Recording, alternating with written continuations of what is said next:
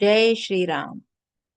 श्री समर्थ सद्गुरू ब्रह्मचैतन्य महाराज गोंदवलेकर यांची प्रवचने. 11 फेब्रुवारी चा विषय, मायेच्या तावडीतून सुटण्यास नाम हेच साधन.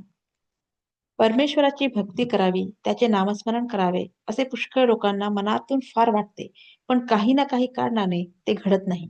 असे का व्हावे? तर माया आड येते. मायेला बाजूला सारून भगवंतापर्यंत कसे पोहोचायचे? माया ही भगवंताच्या सावलीसारखी आहे. तिला सोडून तू ये असे त्याला म्हणणे म्हणजे तू येऊ नकोस असे म्हणण्यासारखेच आहे. कारण एखाद्या इसमाला तू ये पण तुझी सावली आणू नको असे म्हटले तर कसे शक्य आहे? म्हणून माया ही राहणारच. आपण तिच्या तावडीतून सुटून भगवंतापर्यंत पोहोचायचे कसे, हाच प्रश्न आहे. आणि या प्रश्नाचे उत्तर एकच, भगवंताचे नाम घेणे. नामानेच मायेच्या तावडीतून सुटून भगवंतापर्यंत जाता येते. असे जसे व्यक्तीशिवाय सावलीला अस्तित्व नाही, तसे मायेला स्वतंत्र अस्तित्व नाही. तसेच तिला स्वतंत्र शक्तीही नाही. कारण व्यक्तीच्या हालचालीप्रमाणेच तिची हालचाल होते. व्यक्ती न दिसली तरी तिची सावली जशी दिसते, त्याप्रमाणे मायेचे अस्तित्व मात्र जाणवते. मायेची सत्ता भगवंतावर नाही. एखादा इसम पूर्व दिशेला चालला आहे, तर त्याची सावली त्याच्या मागून त्याच दिशेने जाईल. त्या सावलीच्या मनात जर दिशा बदलून पश्चिमेकडे जाण्याचे आले, तर तिला ते शक्य नाही. तो मनुष्यच जर पश्चिमेकडे जाऊ लागला, तरच तिला त्या दिशेकडे जाणे शक्य आहे. याचाच अर्थ माया भगवंताच्या अधीन आहे. सर्व विश्व हे मायारूप आहे, म्हणजे ते परमेश्वराची छाया आहे. याचा अर्थ या विश्वाला आधार परमेश्वरच आहे.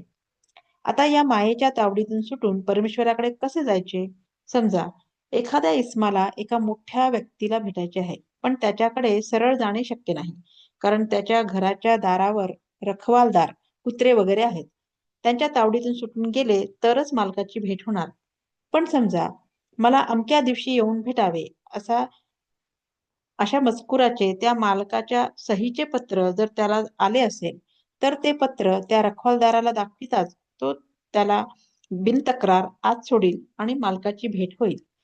तसे भगवंताचे नाम म्हणजे भगवंताच्या सहीचे पत्र जर आपण घेऊन गेलो, तर मायारूपी रखवालदार ती सही पाडून आपल्याला आत सोडील आणि भगवंताची भेट होईल. म्हणून माया तरून जायला भगवंताचे नामस्मरण हाच रामबाण उपाय आहे. नामस्मरणात खूप तल्लीन व्हावे. देहाचा विसर पडावा. देहबुद्धी विसरून नाम घेणे हेच निर्गुण होणे आहे. भगवंत जर कृपण असेल, तर तो नामभक्ती देण्यात आहे. म्हणून त्याला आळवावे आणि तुझ्या नामाचे प्रेम दे हेच मागावे. बाकी सगळे देईल, पण हे नामप्रेम तो फार क्वचित देतो. म्हणून आपण तेच मागावे. रामाचे अनुसंधान नित्य ठेवावे आणि आनंदात राहावे. बोधवाक्य: विषयाची उर्मी हे मायेचे स्मरण होय.